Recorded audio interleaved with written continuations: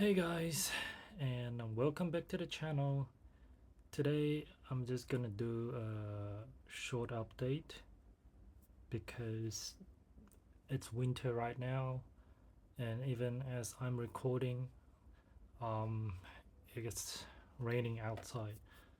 So first of all, the bike is not ready for riding it, and of course, second of all, as I just mentioned, the weather is not the best for riding season in winter. So yeah, so what today's update will be is I would like to share the condition of my H2 when I picked it up and the condition that it is in after I got it back from the mechanic.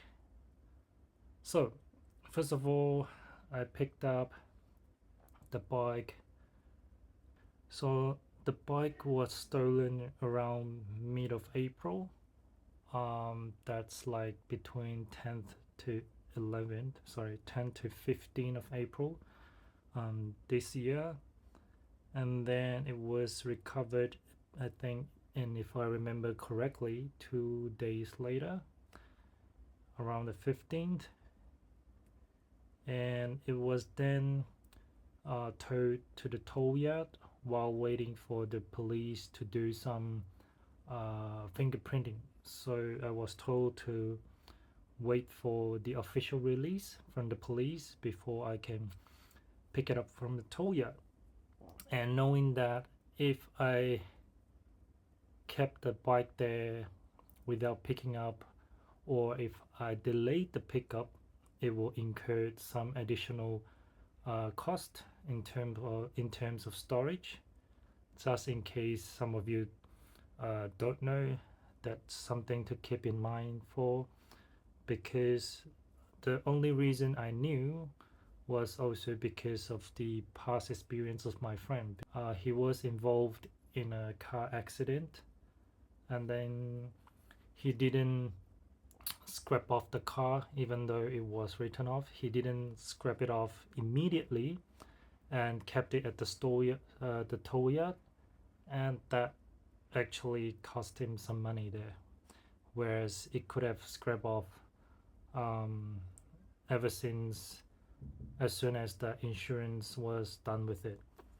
So yeah, knowing that experience and learning from it, I was keeping tab of the releasing of the bike. I was following up consistently with the tow yard and with the police.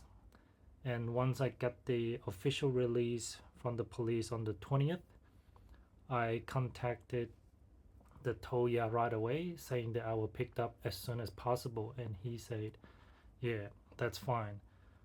So, and even before that, while waiting for the release of the bike, I have been asking around the community about bike transportation, because I don't have many personal contact or a bike transportation person slash company that I use.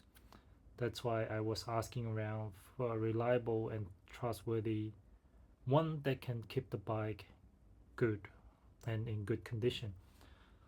So that's where the bike community was very helpful, as I got a few contacts, but because it was just for towing of the bike, I wouldn't like to spend too much money on it. And of course, you can say you pay what you get for, but I believe with a decent price, you can still get a good service, not necessarily too expensive or overpaid for it. So I was asking around, and I still think that I could find better price, and eventually uh, it came to my mind that, of course, the mechanic should have someone, because they also deal with insurance repair. So I asked the mechanic, he gave me a contact, and eventually the contact also was available on the day, on the 20th. So he picked up the bike around afternoon or midday, and transfer it right away from Sunshine West to Airport West. So that only costed me $80. It's not too expensive. It's not very cheap either, but I think that was the reasonable price for transferring a bike from Sunshine West to Airport West.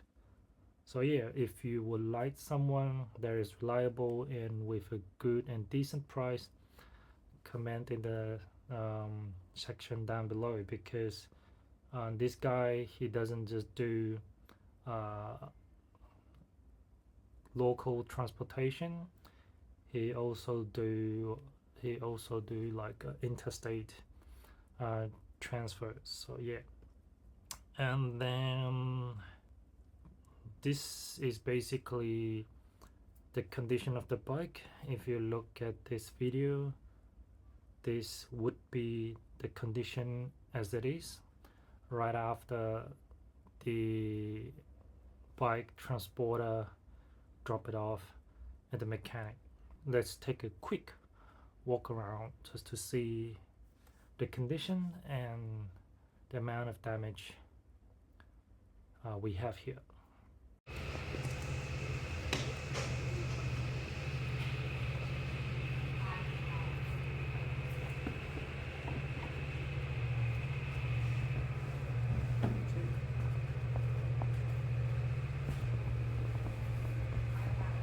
When was it stolen? How long ago?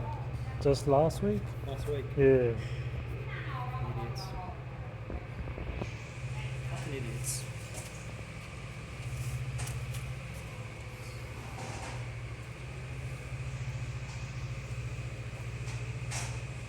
So well, as you can see, the bike wasn't in a very bad shape, because to be honest, when the police first got in touch with me and told me that my bike was recovered, I didn't receive a very positive update.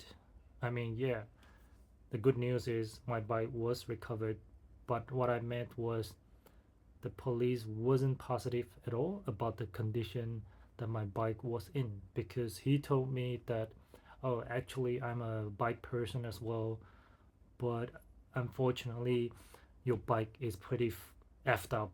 So I was like, oh my god, there it is, the bad news that I didn't want. So ever since then I was quite nervous and anxious in terms of the actual condition of the bike. I thought the bike is in really bad shape, and granted, of course, it's not in the original state, which most likely it won't be, but even as per mechanic said, it's in far better condition than he also expected, because most of the recovered bikes after stolen will not be in this kind of condition. It's usually trashed up. So he was also very confused. He said, why would they did this to the bike in terms of this part and that part, and why, yeah, so he wasn't also sure why they remove certain parts or open up certain parts, whereas the usual thief wouldn't do that. But anyways, I'm just glad that I recover it, and not just recovering it, and it is in a pretty good condition. And fast forward to about 1.5 months later. Let's go. Over 1 month later. Alright, baby is back.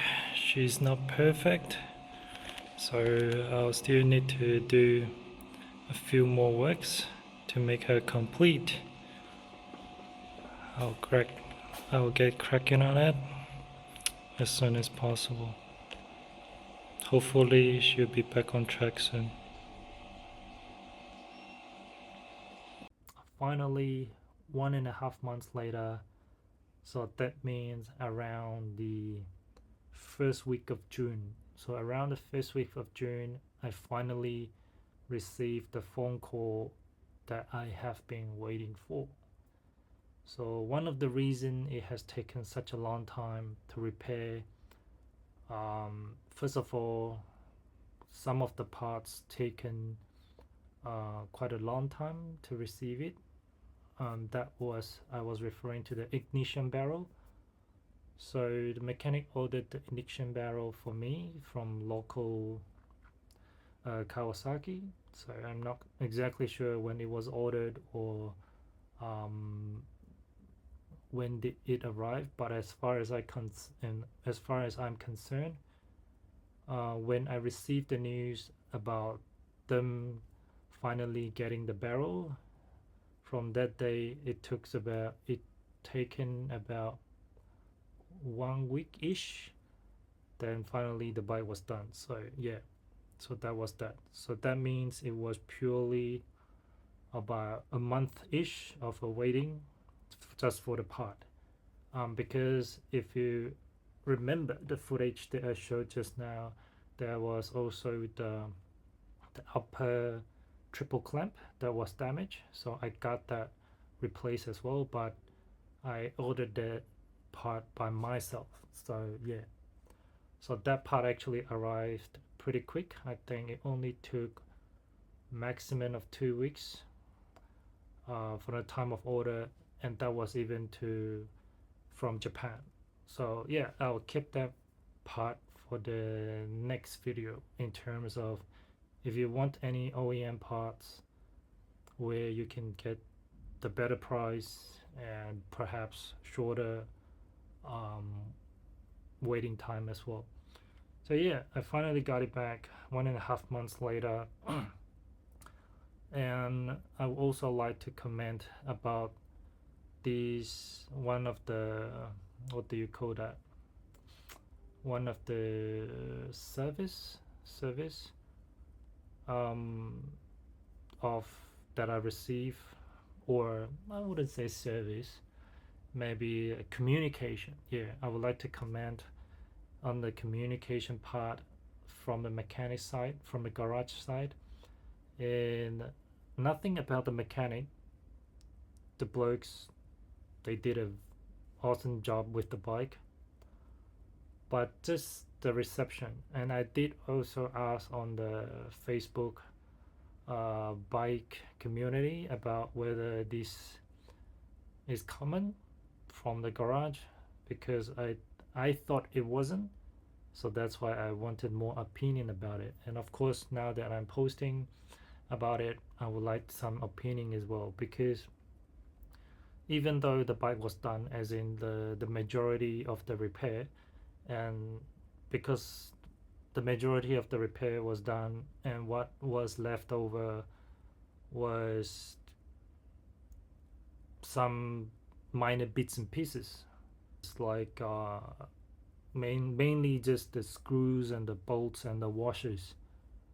So I was just going back and forth with the receptionist, and I asked, can you please tell me what are the bits and pieces that are missing? And then if you guys can kindly prepare a list, then I can order it off from the website that I'm ordering from. So because I was hoping that I get a shorter lead time, hence less waiting, and then they can feed up the parts for me. And to be honest, because I don't know exactly the parts that were missing, after picking up the bike, these are the parts I can just order by myself and even do it by myself, installing them. But because at that time on the phone call, I didn't know how complicated the missing parts were or how simple they were, so I just asked for a list of them, so that I can press order and had it delivered straight to the garage, the workshop, and they can fix it up for me. But even at that request, the receptionist just strongly declined it. Just no, we can't do that.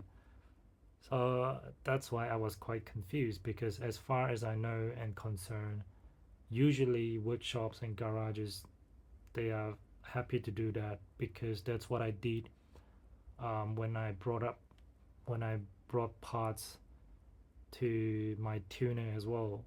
Even when they in the middle of fixing and tuning up the bike, when they needed some parts, they told me I ordered it straight to those shops and that's it.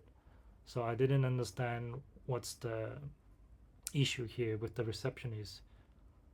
So because having had conversations with the head mechanic and the owner of the workshop, I know if I'm talking directly to him, this wouldn't be an issue at all, because I did ask him about the upper triple clamp before.